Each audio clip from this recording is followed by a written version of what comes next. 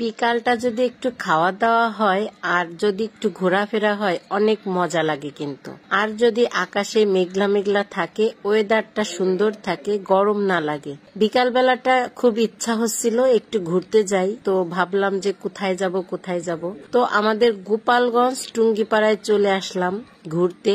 আমাদের নতুন রাস্তাটা এত সুন্দর হয়েছে, আর তার সাথে যদি এরকম গরুর নেহারি পাওয়া যায়, তার মানে গরুর পায়া যে নেহারি রান্না, হালিম খেতে কিন্তু বেশ মজাই লাগে। আসসালামু আলাইকুম, কেমন আছেন সবাই?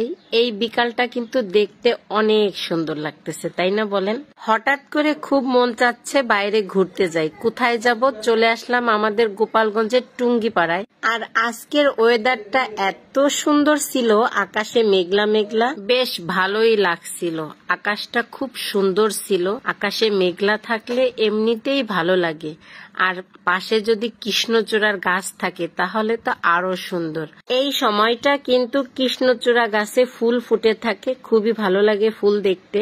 যাই হোক, অনেক কথাই বললাম। আমি কিন্তু চলে আসছি সেই টুঙ্গিপাড়ার বিখ্যাত রুফল ভাইয়ের নেহারি খেতে।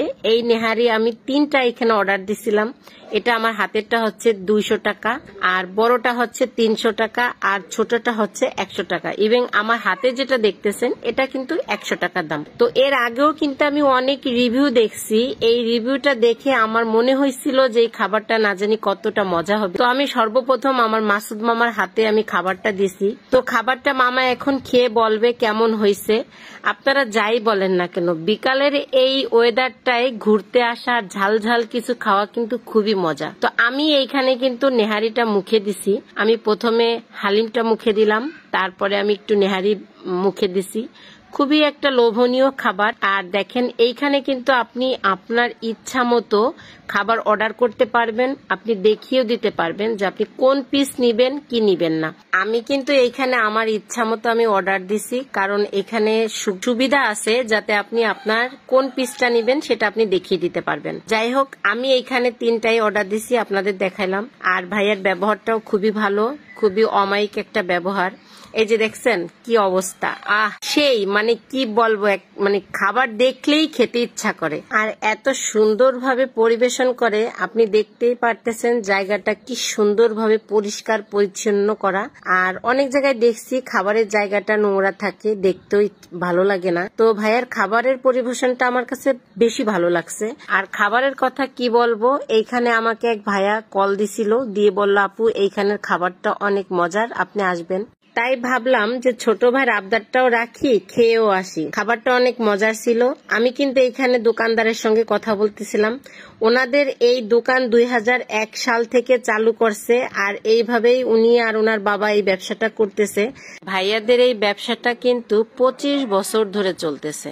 এই ব্যবসাটা 2001 সাল থেকে উনি আর ওনার বাবা একইভাবে এই শ্রম দিয়ে যাচ্ছে, কিন্তু ওনাদের এই ব্যবসা কিন্তু আজকে সফলতায় যে দাঁড়াইছে। তার কারণ খাবার যদি মজা হয় তো এমনি সফলতা জীবনে আসবে। আপনারা যারা এই খাবারটা খেতে চাচ্ছেন তারা অবশ্যই গোপালগঞ্জ টুঙ্গিপাড়া পৌর মার্কেটের সামনে গেলেই পাবেন। তো আমার ভিডিওটা আপনাদের কাছে কেমন লাগছে অবশ্যই সবাই লাইক, কমেন্ট, শেয়ার দিয়ে পাশে থাকবেন। খাবার খেতে আমি বরাবরই খুব পছন্দ করি, তাতে যে খাবারই হোক। আর যদি সাথে এরকমের মজার মজার খাবার হয় তাহলে তো কোনো কথাই থাকবে না। ওয়েদারটাও সুন্দর ছিল, খাবারটাও অনেক মজার ছিল, বেশ অনেক আনন্দেই কাটছে। সবাই ভালো থাকবেন, সুস্থ থাকবেন। আল্লাহ হাফেজ।